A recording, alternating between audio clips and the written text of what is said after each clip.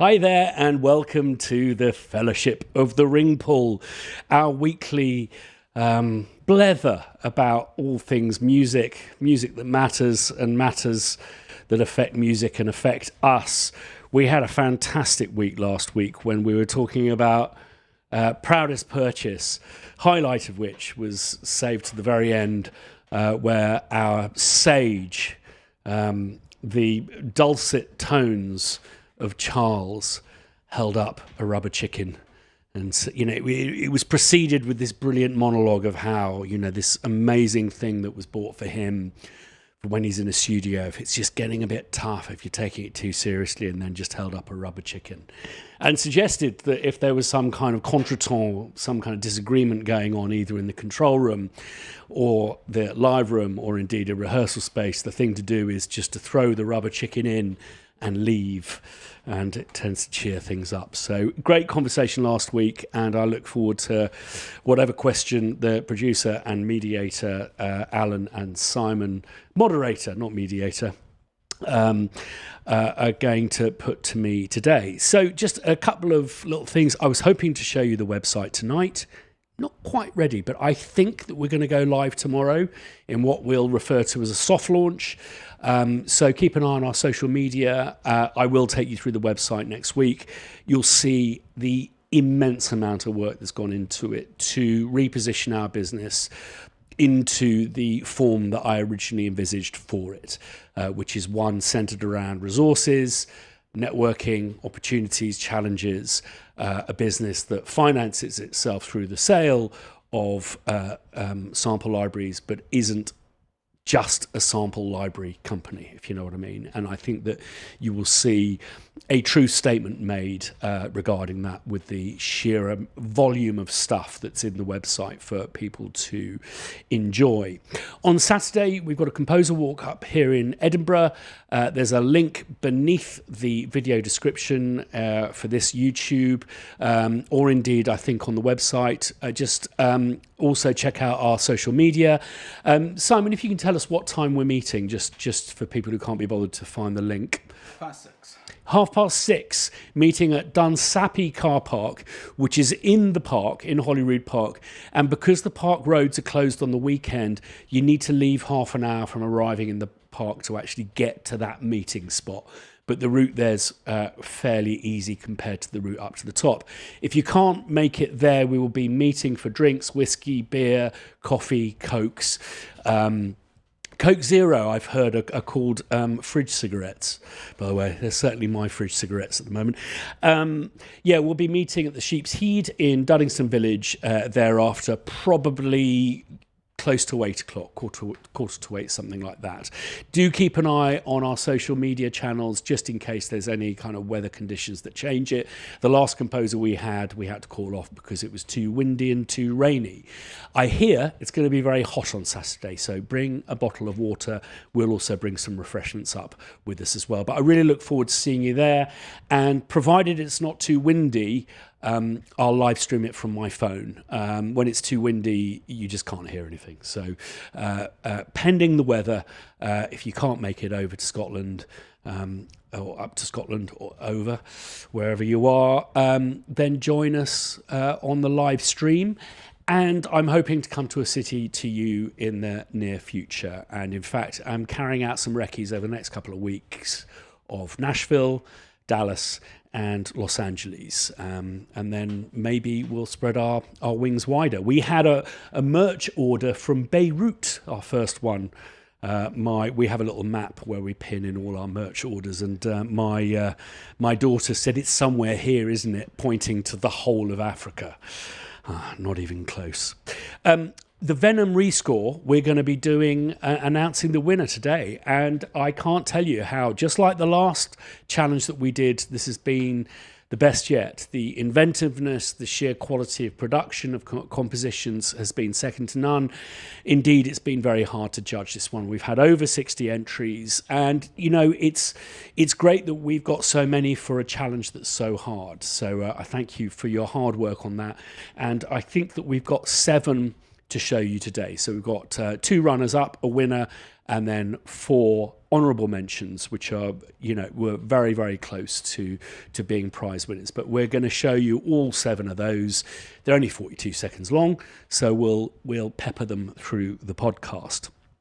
Also, I've been told, and I'm going to go and take a look at it, that on our forum, which you can get to from our website, is a brilliant thread about this challenge with all sorts of tips and tricks of how to achieve something. If you haven't been following this challenge, it is to rescore a trailer we did for Snakes of Russia Venom, but not using Venom. In fact, not using any commercial library, only using sounds that you have collected in your phone or the sounds that I provided from my phone. And you'll be amazed at the quality of demos that we have had submitting. Also, as always with our challenges, feel free to post these, whether it be on Instagram or on YouTube, and we will collaborate with you on that and repost them and do all of the things that you can do on social media to help you promote your acumen. And it helps us as well. And we will be, we'll be putting some of those of our favourites up on this new area in the website, which is very, very exciting. In other news, this week, or was it this week or was it last week? It was the end of the week last week. We were in Castle Sound recording the ident package for this podcast. So not next week, the week after, we're relaunching the podcast with new ident package, and we'll be rolling out across all of the podcast suppliers. The live streams will continue on the YouTube channel, but then we will put an edited version on the channel videos, and that edited version will be the one that you get on your normal podcaster areas. So really looking forward to that, and have to thank you all for making this a really worthwhile enterprise that I get excited about doing every week. So I'll stop waffling now, lads. Do we have a question? And then I'm going to cough. Excuse me. The question is, do you have a film that you really like where you didn't like the score? Yeah.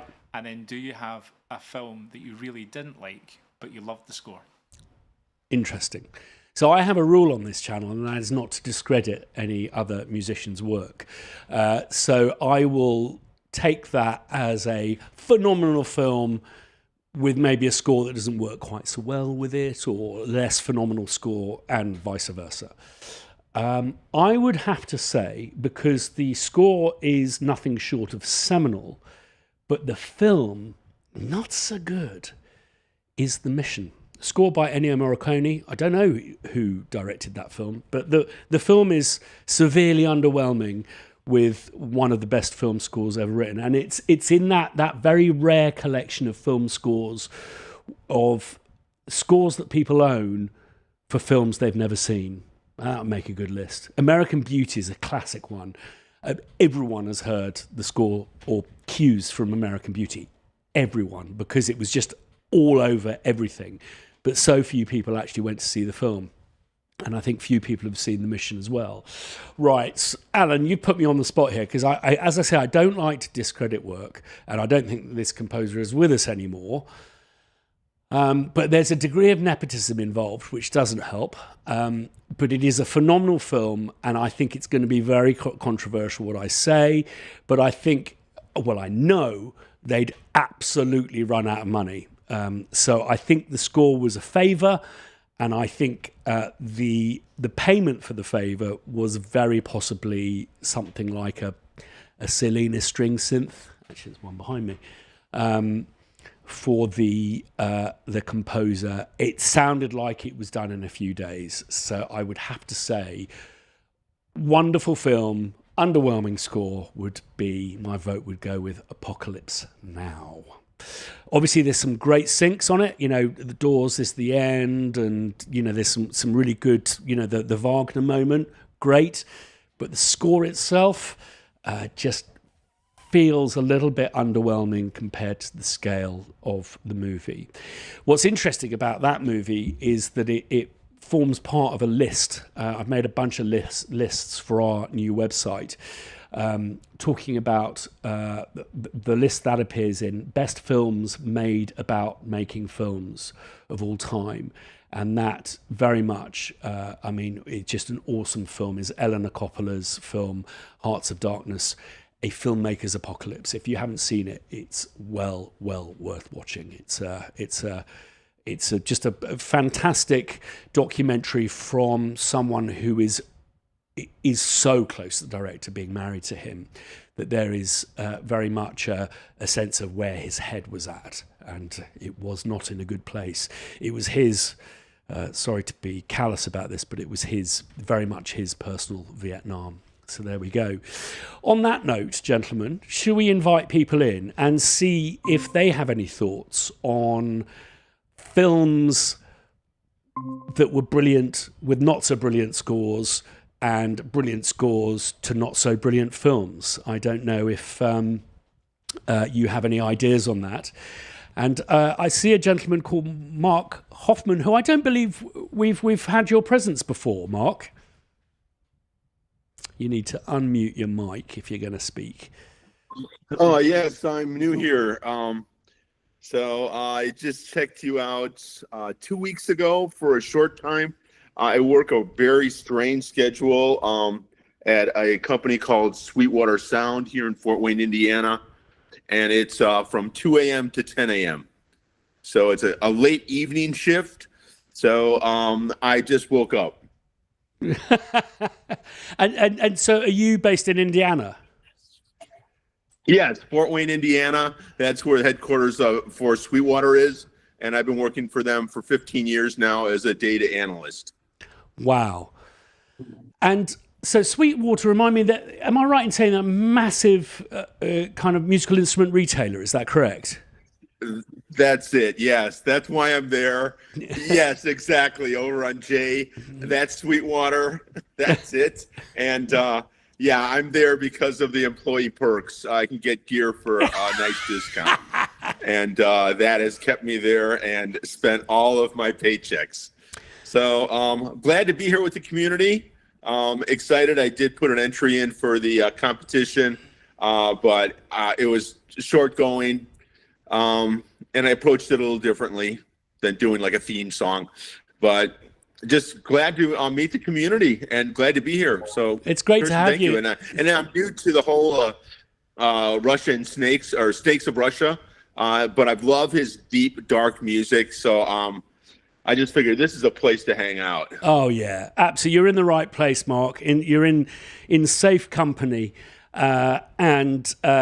Yeah, I mean, before I'm going to play one of the honourable mentions. It's been some really, really inventive and wonderful entries, and I think that it certainly sets a template for how we will move forward in encouraging people to be really inventive with what they're doing.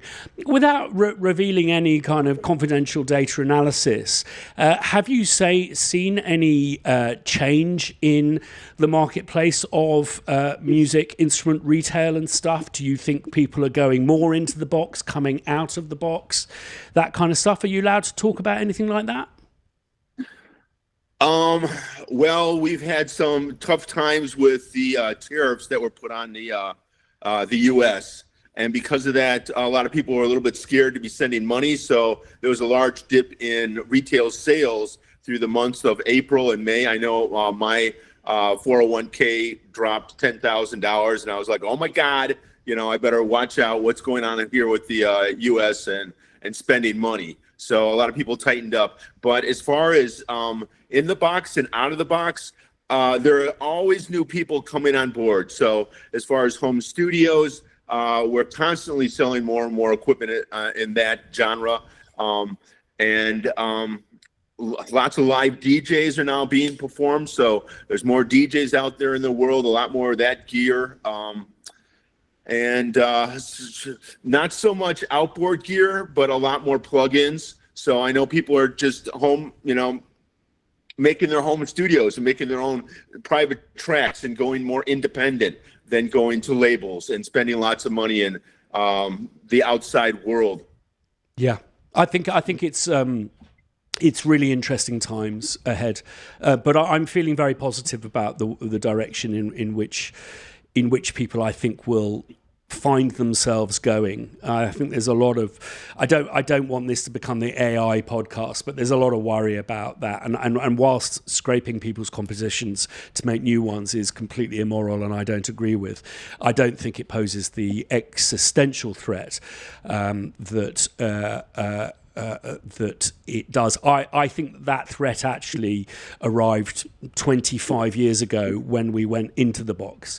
I think people started making music that was a lot more kind of mechanized, quantized to the grid, all of that kind of stuff. And it was only a matter of time before they could automate that process.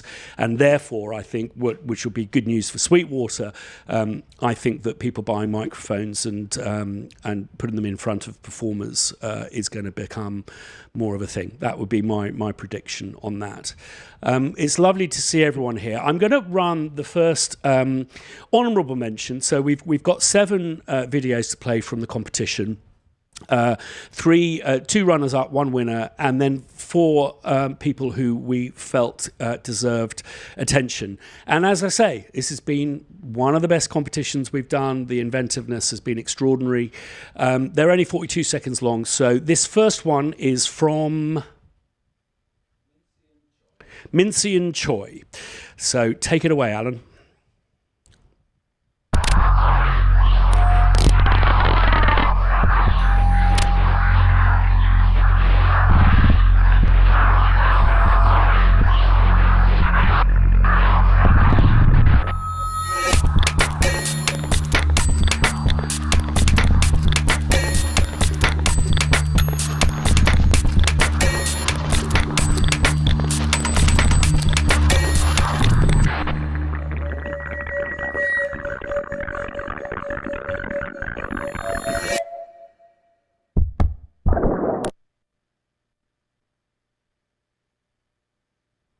It's not coming out of the YouTube. It's coming out of YouTube, but it's not going into the Google Meet. Apologies for that, just for those who are gathered. But apparently it is. Please let us know on YouTube if it's not coming out of YouTube, but it should be. Apologies for those gathered, but congratulations to Mincian Choi. Just a reminder, these are all sounds taken from recordings made on an iPhone, so congratulations for that. So Elliot says working on YouTube but not on the Meet. We'll figure that out in the future. We've got a whole new amazing setup here. We've gone Maddie. I'll certainly make an incredibly boring video about it soon, but we're in a kind of halfway stage at the moment. Elliot, how are you doing, sir? Yeah, I'm good, thank you. So I flipped onto the YouTube channel, and is that a CS80 next to you? What was the time? 19 minutes, but we invited them in at 3 minutes. Is that 7 minutes? I can't do maths. 6 minutes. 6 minutes. We've done a sweepstake on how long from inviting people in it would take for someone to notice that I've got... Where is it? Wow. Yeah. It is a childhood dream. I want to be honest about it. It was not cheap, but basically I'm not surprised. My mother died about nearly 5 years ago, and we suddenly had this phone call from the BBC saying, who do we send the royalties to? So my brothers and I got some royalties from my mother, and I thought that instead of just like putting it into household and stuff like that, that I'd get something that would remind me of her every day, and something that is a childhood dream and a testament to how much she supported me in realizing this dream of becoming a music maker. So the nickname for this synth, which will tell you where the royalties came from, is Sherlock. So nice. There we go. But what's lovely about it is it's absolute mint condition. It's working really well, and brought it from this just insane place the organ studio in near Pisa in Italy. We've got a video made about all of that, and I will be returning there soon. What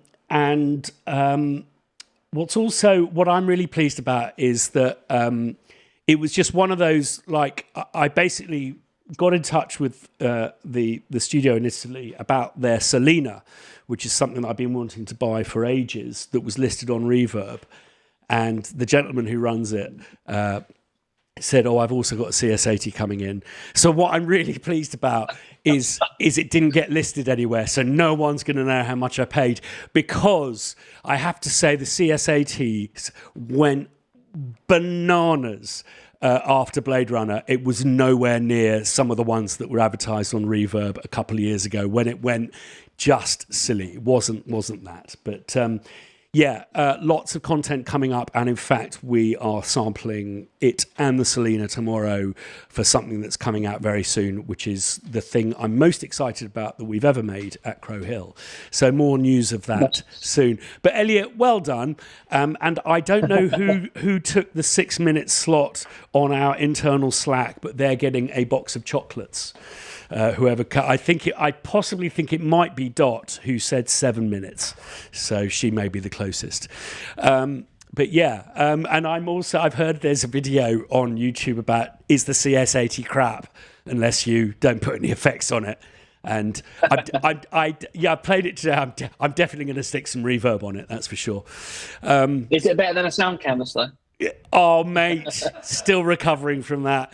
I really enjoyed the meet last week, and for me the highlight was Charles holding up his rubber chicken. It was just that was and proper. Charles like proper Buster Keaton'd it. Just like there was. I know where Charles is going. So the question this week. Oh, there it is. The legendary chicken. The legendary chicken. We've ordered one off Amazon. So the question is, this week, great films with less great scores and great scores to not great films. Do you have any ideas there? Stick your hands up if you've got any ideas about that. And anything else you want to talk about? I feel slightly underwhelmed that people didn't talk about their worst purchase in their music career. So do have a think about that as well. Rubber chickens aside. Russell, how are you, sir? Need to turn your mic mute off. There you go. We can't hear you, unfortunately. And it doesn't look like it usually has a little icon. I'll go over to Jay and then come back to you, Russell, if you keep your hand up. Hey, Jay, how are you, sir? Busy somehow. Good. That's good. It's not a bad thing. I got a couple of things going on this week and a show on Saturday. So I'm obviously not going to be joining for the walk because I'm a little far. But good. Doing good. What are we talking about? Good movies, bad scores? Good, well, not bad scores. We don't want to discredit. Not bad. Yeah, good movies, less good scores not so good movies. And so mine was The Mission, not a great movie, seminal score.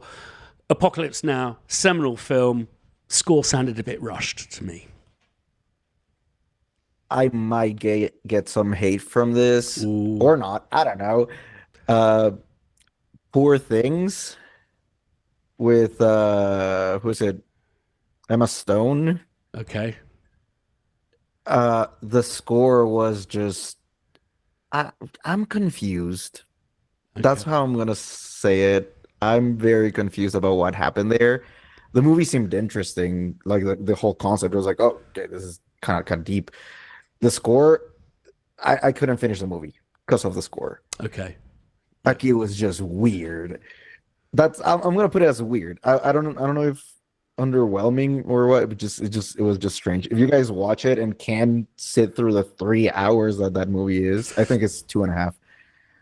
Props to you, because Jesus, it was very strange. Apparently, what I learned is that whoever did the music for that has never in his life done anything in film. Right. He just like was just some random. Let's use the avant-garde term for this musician, and he just got thrown into this, and so the music is very, very weird. I couldn't watch it. Like, to that point, I just could not keep watching this film because the score was just like a bunch of nonsense. Well, I think this will probably be the last time we run a questionnaire like this, because I'd hate for us to feel that we were discrediting others, but I will check it out.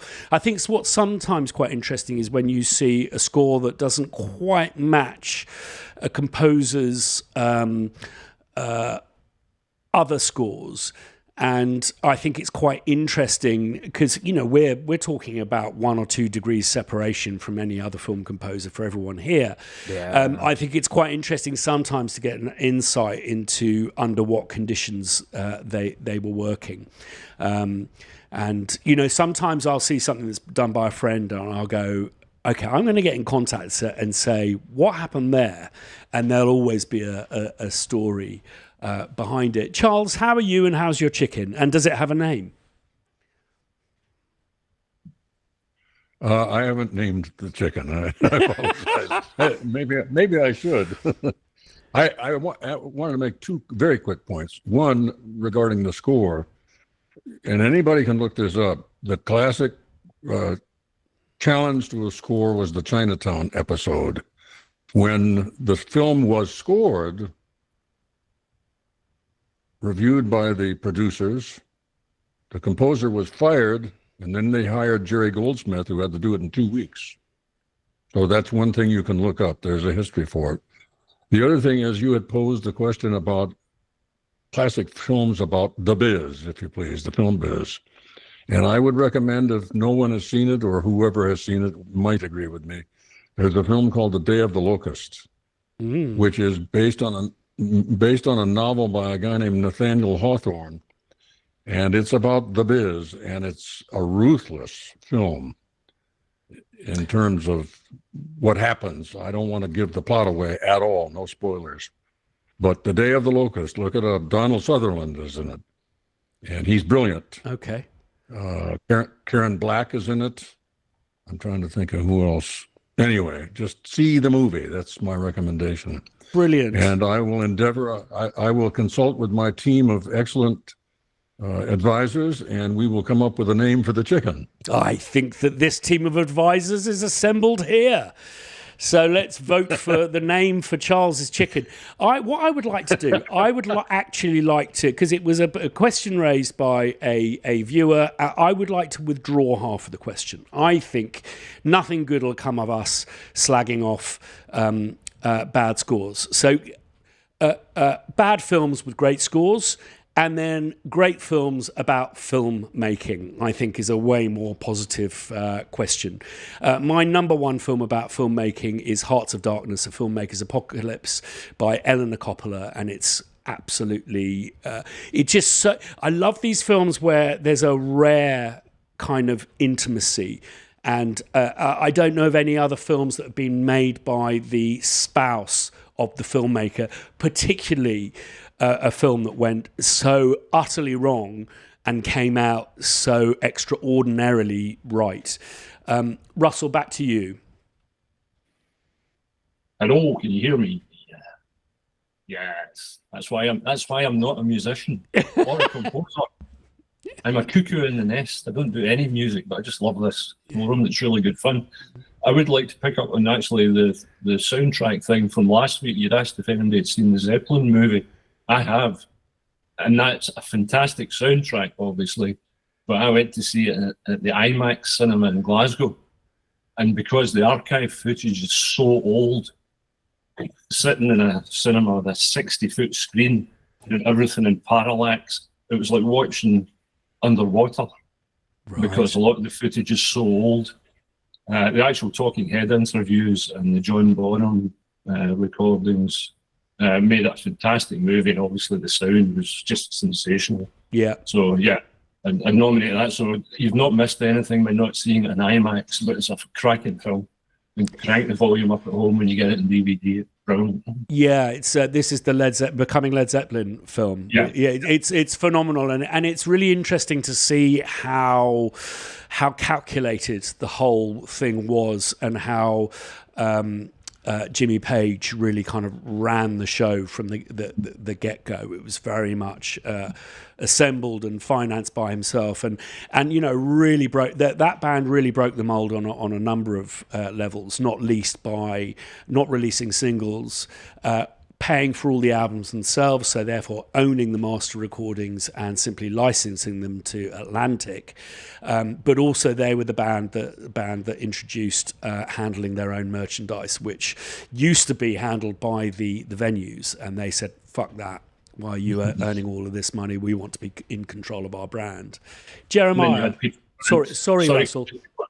Just before I go, I won't take up any more time. I was intending to come to the Composers Walk on Saturday, and I will be coming through from the west of Scotland via Glasgow. So if anybody was considering, I'm not considering it because of late transport or anything like that, there's a lift there if anybody wants to reconsider that.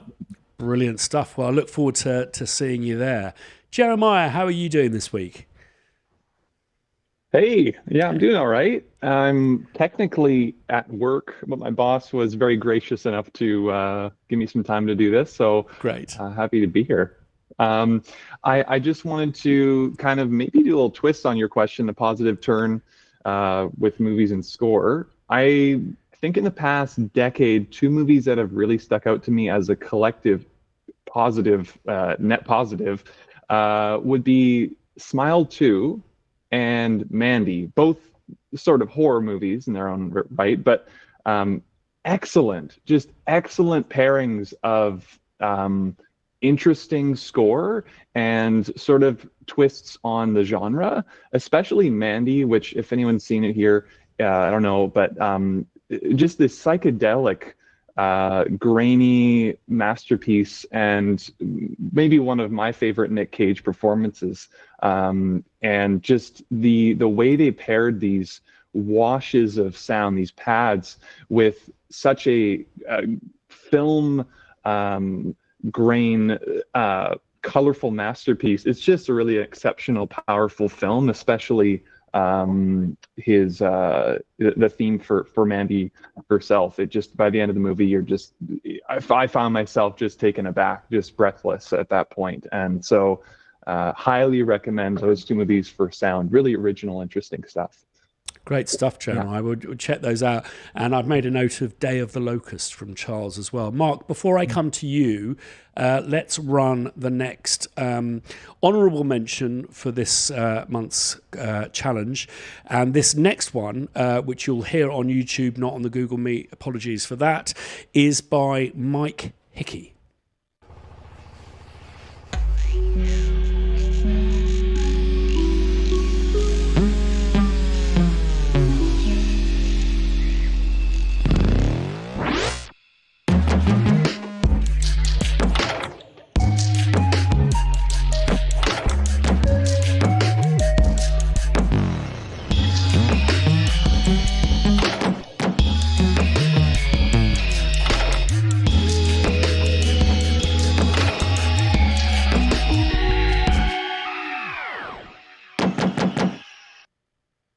Brilliant stuff. And a little reminder, these are all sounds gathered from a smartphone. I'd love for us to work out a way in which we can really encourage people to talk about how they made these. As was mentioned before, the forum has a really good thread about this, which has got some great tips and tricks. But I cannot emphasize how much I think how much kind of good for your career can come from actually doing a bit of behind the scenes stuff and whacking it up on YouTube and stuff. And we will always promote any videos that anyone makes. I have definitely got 2 major commissions based on the silly videos that I make of me like sampling wine glasses and stuff like that. So whatever we can do to encourage people to show, the gentleman who won the challenge for the ident package, which we recorded with a proper northern brass band last week, you won't believe how good it's come out. He actually made his own gramophone speaker out of a plastic cup, so we're going to do this crossfade from like a gramophone sound in mono into the big full spectrum, which would be a lot of fun. But Ed's a bit shy, and I'm like, you've got to make a video about it. Otherwise I'll just copy it and do it myself. But there we go. On which note, I should come over to you, Mark.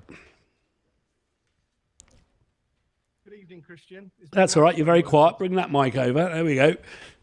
There we go. Good evening, everybody. Good evening. It's lovely to be amongst friends. I'm glad you twisted that question, actually, because I was sitting here and I was sort of struggling a little bit. But I don't think what I'm about to say is controversial, but I think a soundtrack that possibly, if it didn't exist, the film that it accompanied wouldn't have gone on to be one of the biggest things in film history is Star Wars. If you ever watch Star Wars without the sound on it and just look at it as if you were going to score it, there's every chance if that hadn't been scored so brilliantly that would have just been another crap sci-fi film that never turned into what we know it to be today. No, it's a very good point, Mark. And I think that also it's difficult to contextualize at that point that the big bombastic orchestral scores were not the trend at that point. It was very much Spielberg who brought that back in, because I think that the movie scoring tracked contemporary music and had gone very avant-garde.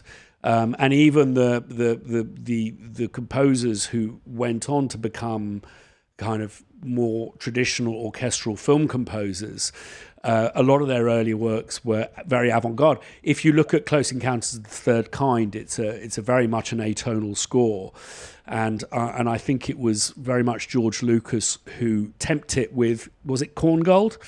And the similarity of that piece and the Star Wars theme is, well, it's definitely an homage, put it that way. I will take your Star Wars and raise you Jaws, because that film is a horizon with some plastic tubs popping up to the surface. I think that all of the tension is created by the score. But there was this episode that we have this thing called University Challenge here, where intelligent university people are on a panel answering a quiz, and they have, what happens, you get a question right, then you've got 3 questions to answer and stuff. And one of the rounds was on scores of John Williams, and every single score, every clip they played, every cue was from Jaws, and they guessed the wrong film for every single one, because most of that score is sheer joy. And I think it's the light and shade that's played in that film that makes it so wonderful. So it's undeniable when someone is about to, excuse my French, get completely fucked up. Andrew. Hey, all right. Is the mic working? Yeah, and it's crispy. Your mic, it's good. Okay, cool. It's just the internal MacBook Pro microphone. But, it just got me thinking about kind of those soundtracks you talked about where we listened to the album, and Garden State I was like, man, remember that soundtrack? And the movie was so impactful. I'd never heard of any of those artists, but I became obsessed with that music. Like it introduced me to Imogen Heap and the Shins and Iron and Wine, Postal Service, that stuff that, I never would have listened to had I not watched that movie. Yeah. And for those that don't know, Zach Braff's directorial debut has Natalie Portman in it. I think it was in 2004, maybe. But that soundtrack was, at least here in the States, it was everywhere. Yeah, it was a little period, wasn't it, when they were still making those mid-range independent movies.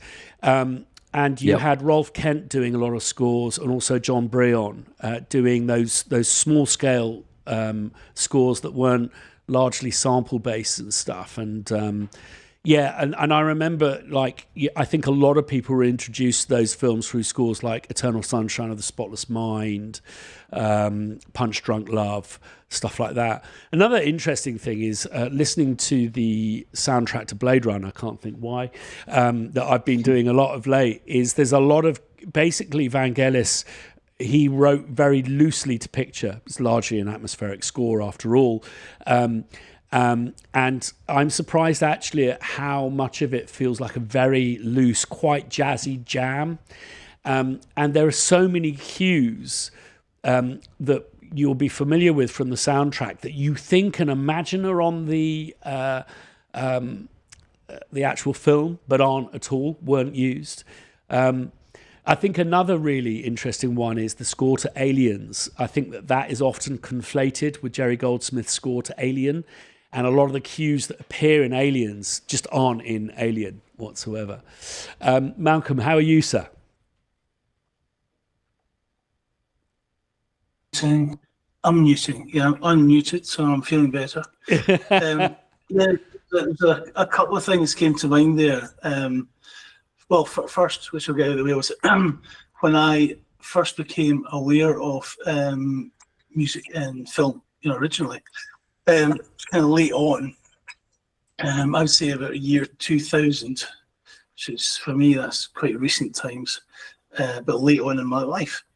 And I got into this little scheme run by the Scottish Chamber Orchestra, who didn't know much about film, and they were encouraging people to react to film.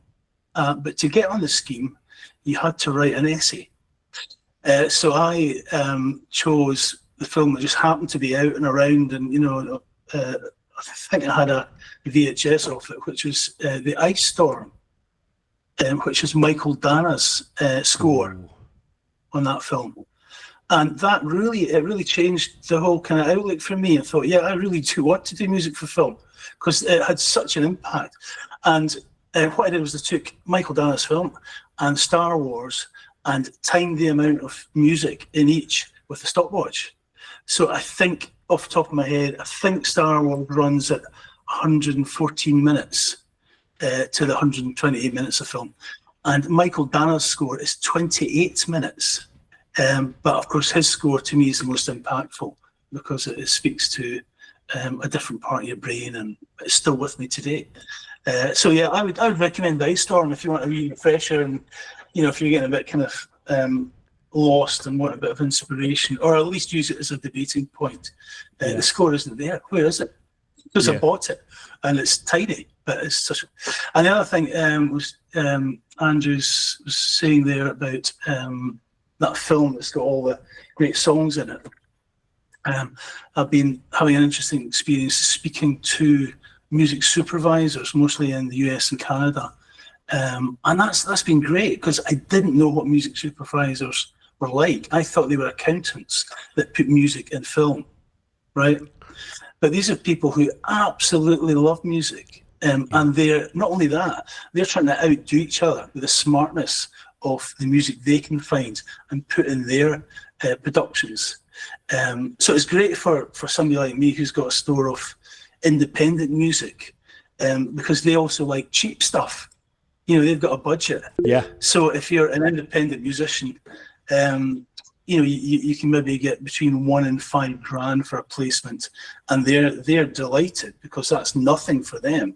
And yet you get the same PRS as if you were Sting or somebody else who's of course the tooth and so on. Yeah, I think it's a really good point, Malcolm, because music supervisors, there's not very many of them. They're quite approachable, and their treasure for them is discovery and getting their hands on something that someone else has not got their hands on, and particularly where songs are concerned. And songs that historically do very well are ones that are not about love. I mean, I think a band that pops into my head is a band called Fairground Attraction, who had this weird skiffle hit called It's Got to Be Perfect. And it's just used on everything, because it isn't directly connected to love. If you think James Brown's I Feel Good it was like in every other movie of the 80s and 90s. I've got three shit movies with great scores that have come into my head. Flash Gordon, score by Queen.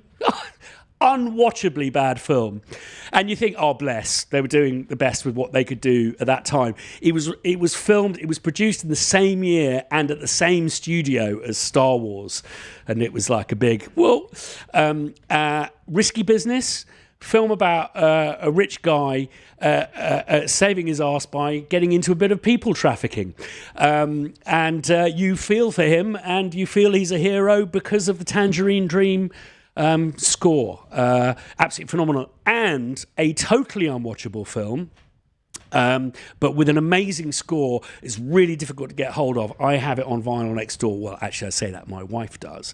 Is Tom Newman's score for Desperately Seeking Susan. That's an absolute cracker of a score. Totally synth, very arpeggiaty, but it has those, this guy's got some magic up his sleeves yet to come.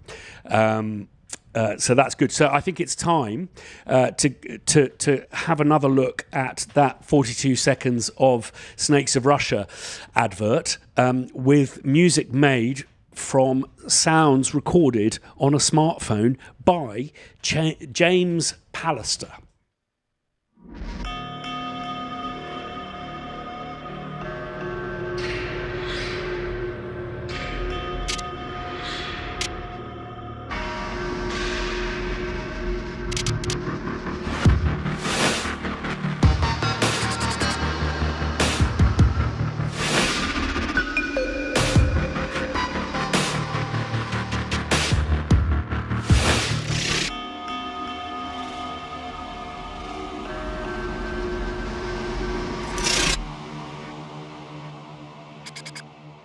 I've really enjoyed about these submissions is it sounds to me not just like they're like bang on the zeitgeist, but also they've really taken inspiration from the work of the likes of Snakes of Russia, and people are doing all sorts of interesting stuff with side chains and automating reverbs and stuff. And the automation of reverbs is something that that's going to kind of be my next project, because what Joseph does with that, I think, is really, really interesting. The other thing, just working with his library, is his use of panning to give you the sense of epic, and it can feel quite unconventional in the sense that things are really hard panned, where you usually be tempted to having them in the middle, like hi-hats and stuff.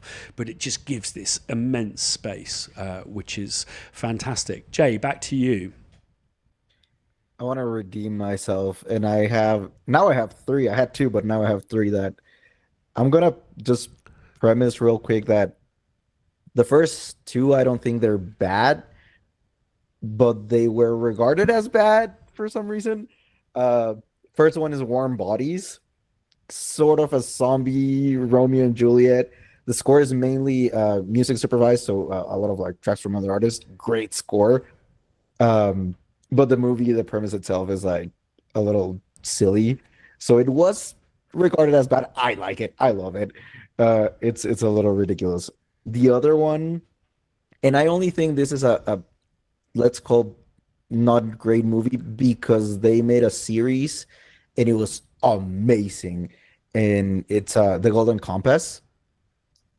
The movie with Daniel Craig and I don't know who was the actress.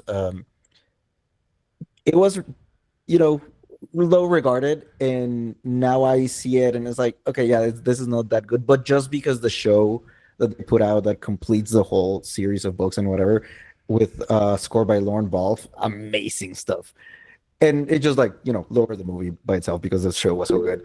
And someone mentioned on the YouTube chat Cloud Atlas. I don't think that was a bad movie, but it was very confusing movie. But the score really, whoever mentioned this has a point. It's a very confusing movie that might be like, oh yeah, I didn't get this movie, but the score was amazing. Yeah. But you have to watch it a couple times to I think I saw it 4 times and still had a hard time getting what was going on with that movie. I think so often with movies these days, they'd be more understandable if they were watched in cinemas. I think that I think one of the problems with like the movies that I love, like the 1970s movies, is it's like if you miss something, you're fucked. And I think that from what I've heard, some of the streamers are, and I'm seeing examples of it, they're really drilling home key plot points that if you miss, you're going to miss the point. So I'm hearing from composers there's a lot of spotting notes that is we need to highlight that 2 or 3 times, because the likelihood is that people will be looking at their phones and not actually watching. I'm not saying this is the case with you with Cloud Atlas, but there's some films that I've watched. Usual Suspects, I think about 30 times, and I've always switched it off because I've just missed something and I just get lost on it, and you think I just should have sat down in the cinema and watched it. And I think it's something that I think that people are enjoying more and more. It's really interesting watching my young kids who are 16, 15, 13, watching them really want to go to the cinema. It might be because they're at their age where they want to touch people's knees in the cinema, but it might also be because it's just a kind of focus time. Sorry, Jay. Cloud Atlas, however, though, what happens with that is for those who haven't seen it, there's a lot of time jumping and a lot of relation between characters within separate times, so it's just confusing. Yeah. It's like, even if I watched it, I think big screen, I watched it on TV, I watched it on my computer, I watched it 7 times, and I was like, this is really confusing because it's too much of a time jump. And it's not a time jump like a flashback. It's a time jump like, this guy is in the 1800s. That girl's in space in 3000 AD, whatever, and somehow they're connected. And you have to really get into it to understand. I don't know. I don't think it's a bad movie, though. I think it's confusing. But a good score. It's just confusing. But a good score. So worth checking out for that. Jeremiah, back to you. Oh, you're going to get maybe a garbage truck going by here. Sorry if that's noisy. So speaking to the snakes of Russia, that sound right? Actually, talking about more movies that came to mind, if I think it's a fun movie, and this is catering to my just nostalgia brain, but Repo the Genetic Opera. Anyone who hasn't seen it, it is a really goofy metal opera, rock opera, and it has Anthony Head from Buffy, librarian. You've got Sarah Brightman, you've got Paris Hilton and Alexa Vega. It's a real interesting cast, made by the makers of Saw, so it is again a horror movie. I know. It's beautiful. It's bad, but it's beautiful.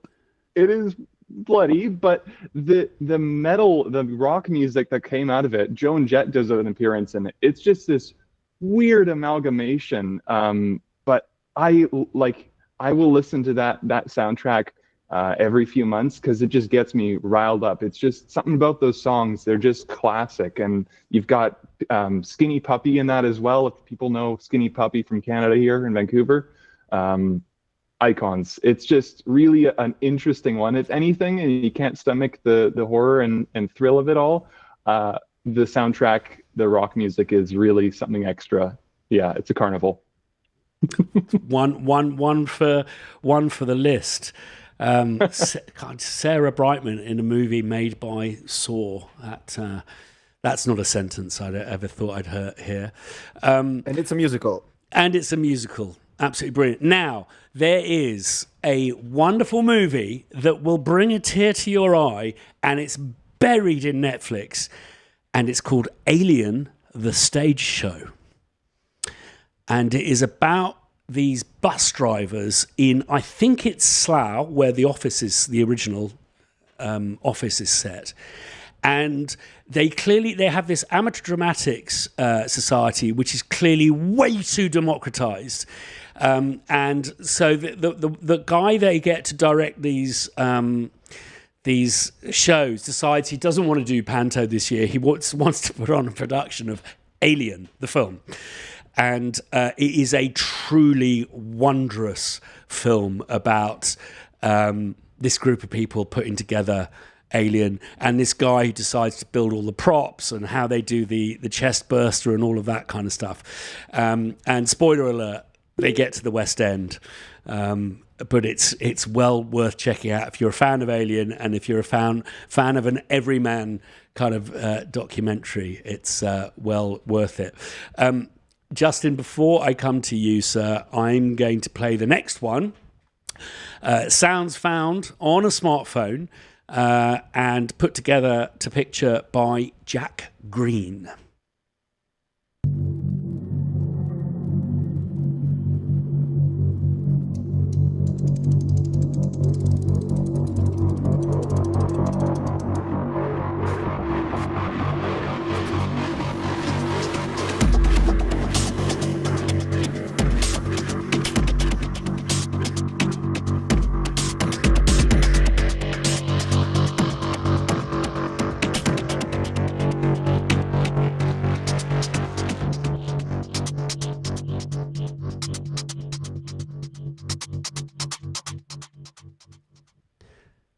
Brilliant stuff, Jack. And I can see that Jack's with us today. Camera's off. But, Jack, do you mind if I ask you how you approach that? Because I absolutely loved that track. Where did you get the sounds from? Say, for example, where was that hum from that you had? I think it sounds like you had it in like a tremolo plugin. Do you want to talk about it just for a few minutes? Yeah, sure. Thank you, by the way. I'm very stoked. That main synth was actually just a car door closing, and then I micro looped it, like the smallest tiny little loop, and then it just sounded like a saw wave. And then just did a bunch of processing. There's one plugin I used a lot called Rift, and it's a really cool distortion plugin. And yeah, I'm trying to think what else. I use like chain bracelets, my closet squeaking, all sorts of random stuff. So it was super fun to do. It sounds absolutely brilliant. And then, kind of, what's your preferred like mastering chain and stuff? Because the actual mix is fantastic. Thank you. No master actually. There's not much of a chain. There's just EQ, limiter, basic stuff, compression. Yeah, I didn't really go crazy with the master, so I'm glad to hear that it sounded good. And did you record it on an iPhone or a Samsung? What? Yeah, iPhone. And I actually recorded all the sounds, like I had brought up that one day, on video, and then converted those to audio, just because it seemed to sound better. I think someone mentioned that video might be stereo and voice memo might be mono. Yeah, I think that there's different microphones and they're used for different. So that's something I think would make an incredibly nerdy video that I may make is to. But there's also, I don't know if you agree, I think one of the reasons why a lot of these demos have been effective, aside from people's inventiveness and ability to hear a sound and know what to do with it, is that the iPhone has a weird, like, mega brick wall kind of compressor limiter on it as well, which I think lends quite well when you pull that and turn it into something musical. It's it kind of hides a lot of naughties, if you know what I mean. Yeah, especially something like distortion heavy too. It also kind of hides a lot of things. So yeah, I'm stoked you guys liked it. Thanks, Jack. And Rift, I'm going to check that out. Distortion. When someone says distortion, oh yeah, it's like Rift by Minimal Audio. It's really cool. Rift, Minimal Audio. There's a plug there. Justin Galea, how are you, sir? Hello. Hi. How are you? Working? Yeah, you're working. I'm good, thank you. I decided to join because this morning you actually followed me on Instagram, and I said, yes, I did it.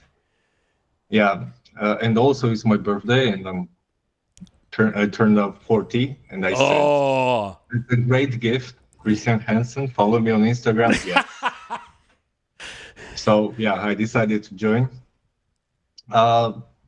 all the sides, I wanted to say about two soundtracks that I believe that people forgot. From Eric Serra, the composer, the French one, Léon, the professionalist, I believe it's English, and The Fifth Element.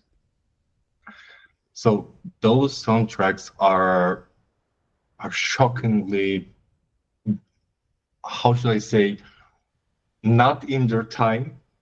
It's like the guy was, in my opinion, was inventing sounds more like in the future, and focusing on the opera and the classical, because I come from a classical background. Actually, like you, I come in a family with when my father is an actor. All that anyway. So this, I believe, like, yeah, Eric Serra.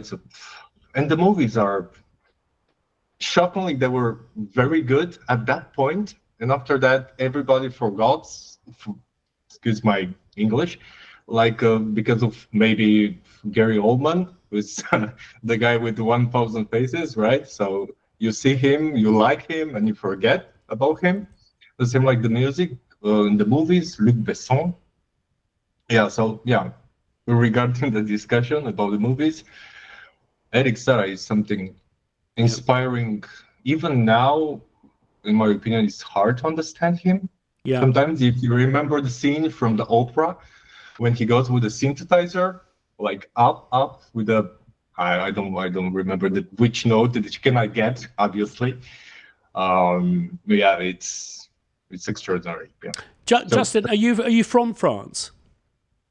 No, I'm not from France. I'm actually from Romania. I live in Prague. Classical violinist, actor, and all that stuff. A lot of ego there, which I will just throw. Yeah, but I speak French because, let's say, all the Romanian language is the Francophone language. So okay, I didn't know that. Yeah. Prague features in one of the lists that I've made for this new section of the website, which is best films about making music. And my second favorite film about making music is Amadeus, which is it's just such a phenomenal film there.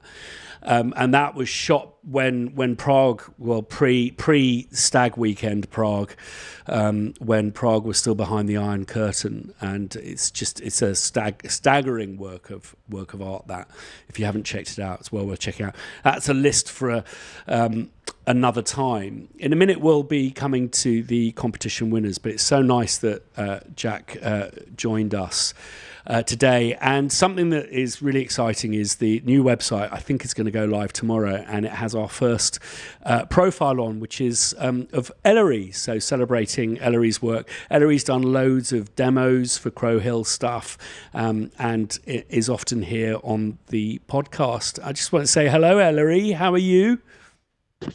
Hello, I'm really good, thank you. It's nice to be here with everyone again on a Wednesday. Excellent. Yeah, and all good.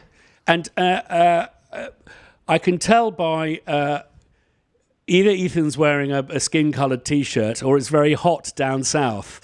It's I think it's going to be really super hot down where you are as well, isn't it? It is. I'm wearing a hoodie because I was swimming and then I was immediately cold after I got out. So it is actually quite warm here today. We're roasting on the Isle of Man. It's gonna be 24 degrees on Friday. Insane. Yeah. I mean, the UK is so feeble when it comes to weather that it just like we actually have an incredibly temperate climate because of the Gulf Stream. It never gets that cold and it never gets that hot. But when we do kind of meet the bell curves, the country grinds to a shuddering halt. We're not allowed to take showers or water our gardens. We get the wrong kind of snow, all of that kind of stuff. It's crazy. I firmly believe that they should allow us to, when it's nice weather, because it's rare like that we get really good weather on the Isle of Man, the country should allow us to just, like, everyone should just abandon work and just go enjoy the outside. I'd be all for that. If I was in politics, I'd make that happen. It's a little bit like in Japan where they do a day off to go and sit under the cherry blossom. Nice they should do an Isle of Man, it's not fucking raining day off. Yes. Do you know, I don't know if I mentioned this already. We had the TT. I think I said this before. I'm going to say it again. We had the TT and we had this amazing weather before the races started. And then the minute it was practice week and actual race week, it rained the entire time. And the only time we had a day of no rain was the last Friday of the whole event. Absolutely bonkers. Absolutely bonkers. But no, very good. It's if people aren't motorcycle enthusiasts, it's the Isle of Man is very famous for what is easily the most dangerous sporting event on the planet, and the YouTube videos, the speeds they go at. It's a road race. Am I right? Of motorcycles like breaking the speed of sound. Absolutely crazy. I thought of you. They're actually. Channing Tatum and Brad Pitt are actually making a documentary type film, and I thought, wouldn't it be cool if Christians did the score for that? And then I went on to, what if I recorded the sound of the motorbike acceleration and turned that into an instrument? So that is my next little what I'm going to try and do, because I've not yet made any instruments myself, but that's what I'm going to play with. Something that would be great, Ellery, is if you can get the sound that the wind makes when they go past, because I reckon you'll get a kick drum out of that. Yeah. It's on these YouTube videos, hearing it just go poof, as they go past, because it's just they're moving so much air. Absolutely incredible. J.J. Abrams was up in Edinburgh. I know he's a massive synth fan, and I hate to say, I know he's a really lovely, approachable guy and loves talking synths, but I was too shy to reach out on Instagram to go, do you want to come for a cup of tea? Maybe next time. But that was quite exciting. But lovely to hear from you, Ellery, and do check out Ellery's profile. Now, the next thing we're going to do is offer up third place of the competition. And what's really exciting about this is it's someone who's here, so they can talk about it afterwards. So this is some sounds recorded into an iPhone, put to picture by a gentleman called Jeremiah.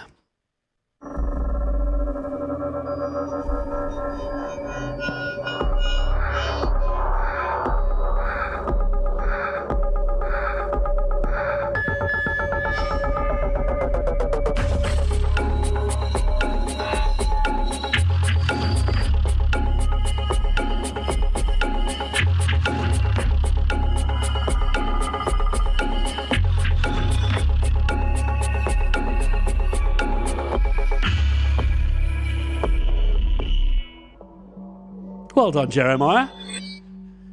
I can't remember what the prizes are, but I believe it's some Crow Hill goodies. So we'll get in contact regarding that. But do you want to talk about your approach to that? I'm particularly fascinated by the bass tones that you got, but also that thing that sounded like a tabla. Yeah. Well, I'm very glad to know that I made it at least onto this list at all, because it's I was knee deep in this project. I really got invested, and I was like, I hope someone notices. So thank you for the mention. I mean, I kind of didn't know where to start. I never had done a thing like this. I never sampled my own sounds yet. And so I kind of just tried to go full bore, and luckily it's the style of music that I like to play in. So I think the main sounds I put in that, I had a big glass vase, like a big one, and I put it on my bathtub with a cloth underneath. And then I had an old butter churning mallet, I think it was. And this is all weird, I have this, but I had it. And I wrapped that in a cloth, and I smacked the vase on the rump. Recorded inside and outside. And then I just EQ'd different elements of it, kind of drawing from what you've mentioned of Bootsy Collins and how he's got these different outs for his bass to pull apart the different layers. So I took that, and that makes up a lot of the bass drums, because there's like 5 or 6 bass drum layers, and then there are things like I had a silver chalice that I used in the bathroom, and I took a violin bow to that. I used I recently got a fountain pen. I'm really excited about that, so I took that and I recorded the boatloads of stuff. But those are a lot of the sort of soundscape pads and the drum sounds. I also had, it all started with I do leather work as well, and I had this leather work toolbox, and I was putting the elastic back around it to close it, and it went boing, and I just thought, that is fun. And that's when the project started. And I was like, I think that's where I'm starting. And that made a bunch of the bass tones, and I just like hard tuned a lot of stuff to make it match. So anyways, I could go on, but I'm just really excited it made an impact. It's so brilliant, Jeremiah. Well, okay, 2 things. I'm giggling. You know, when you just have those invasive thoughts, and about halfway through your description, I just imagined that you were describing making a porn film. And if you rewind that monologue from Jeremiah, and it's just, I slapped the balls up against the rump, and then I did some leather work, and the elastic went boing. Excuse me, I'm always dragging it down. But sorry. I mean, in all seriousness, I mean, you saying that you've never made your own sounds and stuff, literally that is the affirmation I need for the year of somehow encouraging that. And I just love the fact that, we've got all of this equipment, we've got all of this stuff in our doors and all of that kind of stuff. And I'm really encouraging people to go chitty chitty bang bang, not in a porn sense, in the sense of the fantastic Ian Fleming novel. Sorry, I just I had to let that invasive thought out. I am going to replay your monologue and imagine that it's anyway. Sorry, Jeremiah. I don't mean to belittle your work. It's absolutely brilliant. I don't know. Maybe we need to like get everyone's sound sets together and put them onto Piano Book and call it Chitty Chitty Bang Bang or something like that. That would be a lot of fun. But congratulations there, Jeremiah. And I don't know if you saw a lot of people were applauding you for making your sounds. But that is what I love seeing, is the kind of imagination that goes into that. Of like, okay, that's almost a good sound. What I'm going to do is wrap an elastic and bang it and leather it and all of that kind of stuff. It's absolutely brilliant. I'll turn us all into mad people. I'll never forget doing my big kitchenware library, which I then did for Spitfire. And I went into a catering suppliers, and I was there just kind of going with glasses and with jugs. For those of you who are listening, I'm making a weird face. And they really thought that some lunatics had been let out of the asylum. Jay, coming to you quickly, because we've got 2 more demos to play.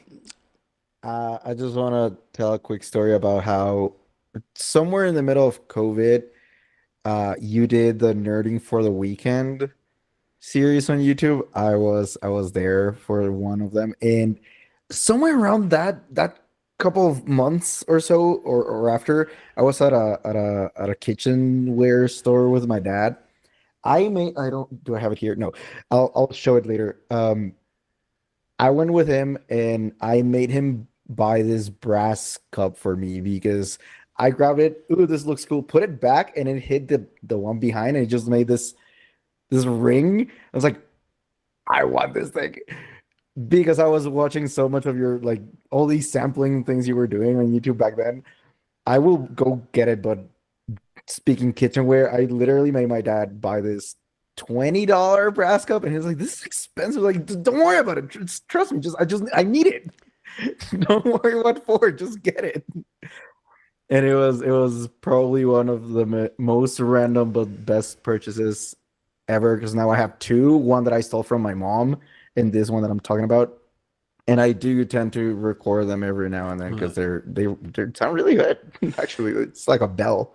Yeah, I wish that I could just be recording all the time, because it's the sounds that I miss that are always the best sounds. I switched this Nespresso machine on in a hotel room, and it was clearly the first time it switched on that season, and it just made this like dubstep sound. I tried to recreate it for my submission for this this challenge, but it wasn't as good as the first one.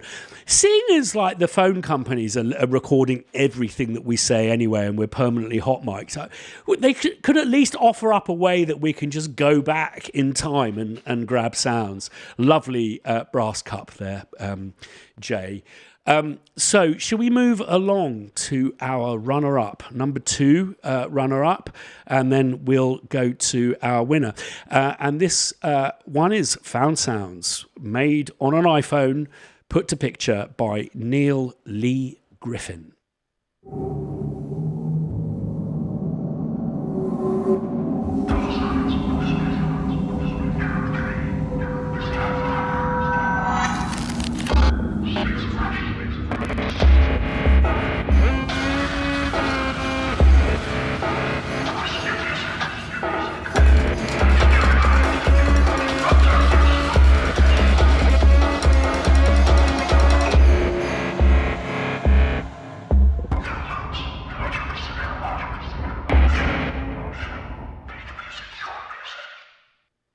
Brilliant. I can't see the videos where I'm sitting with the current setup, so it looked like that particular track was scoring the background of Mark Hoffman's video. I don't know what that is waving away in the background, but that it seemed to go perfectly in sync there. But again, I really enjoyed these fantastic, inventive demos. Back to you, Justin. Sorry, I just listened to the song. It was so good. Jesus, it was amazing. Yeah, regarding the sampling and all the stuff, I have a question, especially for you, because you're the guru of sampling and have been for how long? I don't remember. Yeah, it's about choosing the right weird thing, like you said, chord, right? But my question is, how do you find? I'll just give an example to be as clear as I can. I was looking for a shaker for a month, and the best one, after I bought millions of them, the best one was a pair of matches. So my question is regarding sampling and finding inspiration in weird objects, obviously, because I used to beat on my violin and all that. But how do you put yourself into the imagination that you need to have to go and find? Because of course you need to expose yourself to a lot of music. You need to expose yourself to everything around you. You need to be conscious, or maybe not. Maybe you're conscious when you're not, and all these things. But for you, coming from you, because you keep reinventing yourself, you're like a loop, but in another one every single time. So for me, this is something that where did you get it? I hope it's not from porn. No. Although if you know my CV, there's definitely that's involved. But okay. There's two things I want to say about that, and thank you for your kind comments. I have a saying: if you can't play, teach. If you can't teach, compose. And if you can't compose, set up a sample company.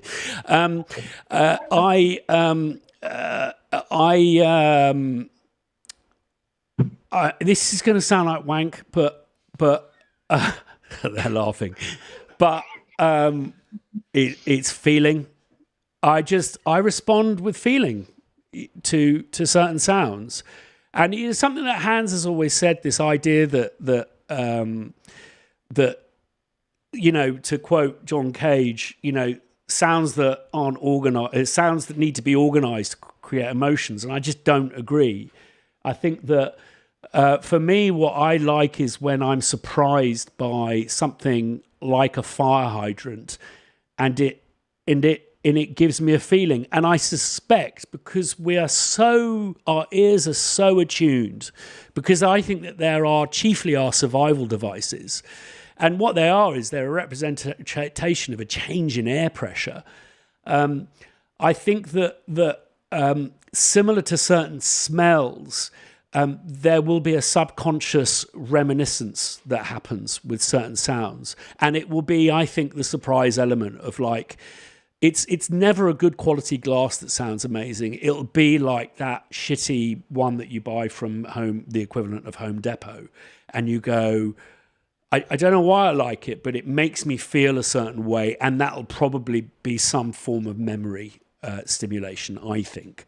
That's my COD theory. Where knowing what sounds to sample, I think it's very much like cooking. I think if you do it enough, you kind of know what an ingredient will do to the final result, and that kind of takes practice. So I'm very attuned to hearing the harmonic series within in anything. So much so I actually find I'm starting to find sound as I'm getting older quite difficult to deal with, because I'm actually breaking sounds down into the harmonic series and trying to hum the various notes that are in it. And I know that if the notes stack up in a certain way, I know that when they sample and get pitched down, which is the only reason any of us sample is to pitch stuff down, because that's the fun bit.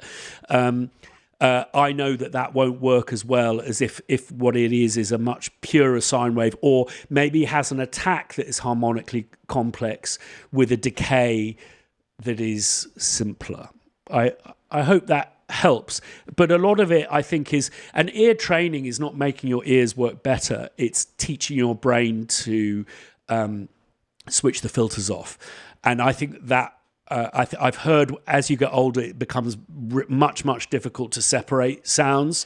And because I'm adding this kind of layer of complexity of defiltering harmonic series with stuff that I hear, I find it incredibly distracting and therefore difficult to maintain conversations at points as well. I don't know if that's something anyone else has experienced. We're getting to a point where we're going to run over, and I want to give this demo maybe a couple of listens. I think would be well worth doing.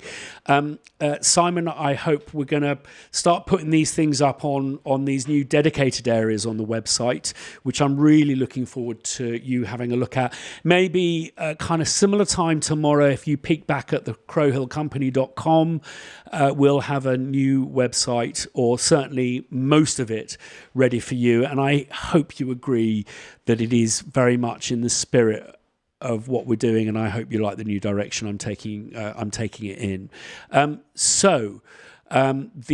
Apologies if I pronounce your surname incorrectly, but Found Sounds, Put to Picture, our absolute favourite.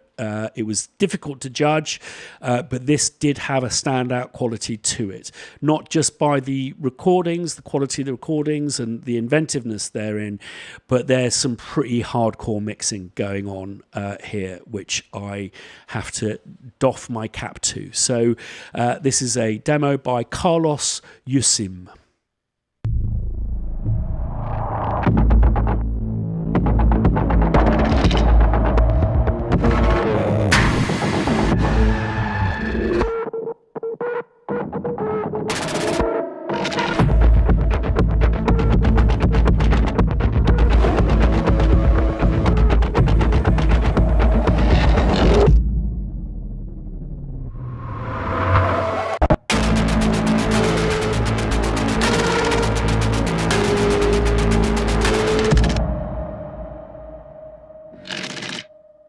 Just absolutely love it. That, I mean, just tying in with what you were talking about, Justin, I think that's a really, if I was to hum compositionally, it doesn't carry a huge amount of stuff to hang your hat on, but with the sound quality, it carries an emotion with it that is strangled and unpleasant. The first bass upward motion that Carlos does, again, sonically, it carries something that I think encourages an emotion in the listener, certainly in me. Can we just run it one more time, Alan, please? But listen to that first time the bass goes up. There's something that happens to that bass which just stimulates you on an emotional level.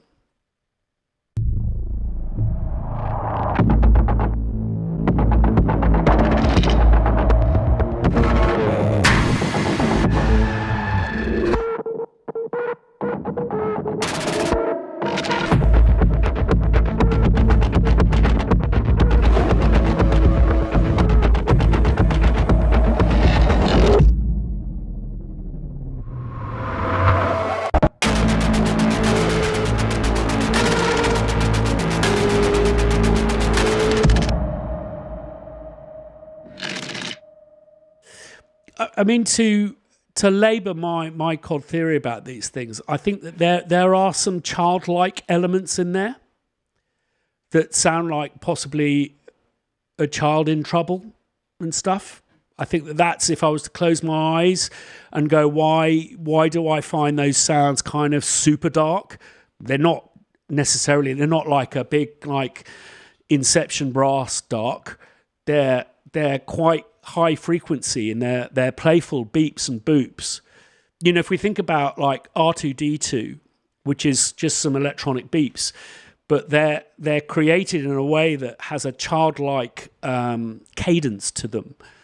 And I think what's brilliant about these conversations is I've never really thought about sound.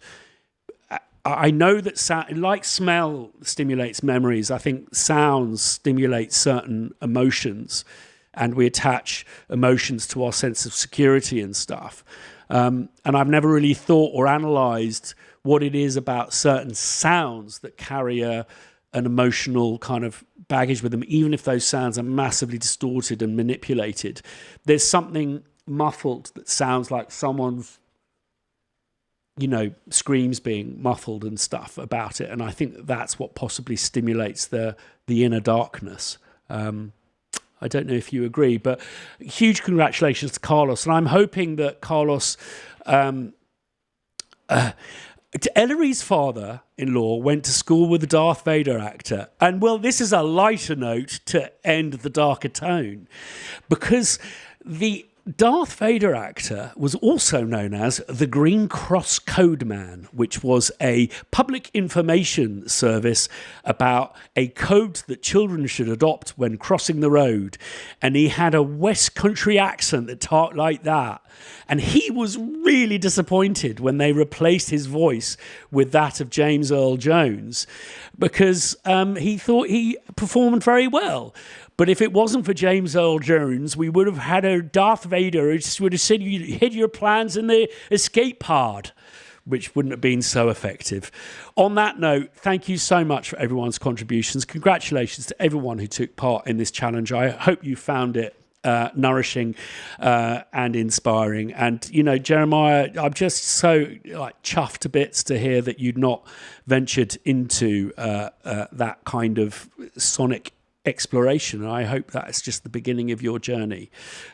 So lots of love to you all. Check out the website this time tomorrow. I'm hoping it will be up, and we'll have lots of stuff to talk about next week. Not least, we're doing something. We're going to release something that I'm just so excited about, because it takes me back to where I want to be with Crow Hill. I would really, anyone watching, urge you to join the mailing list, because we're going to do something demonic. For those of you who know, will know. Lots of love. See you next week.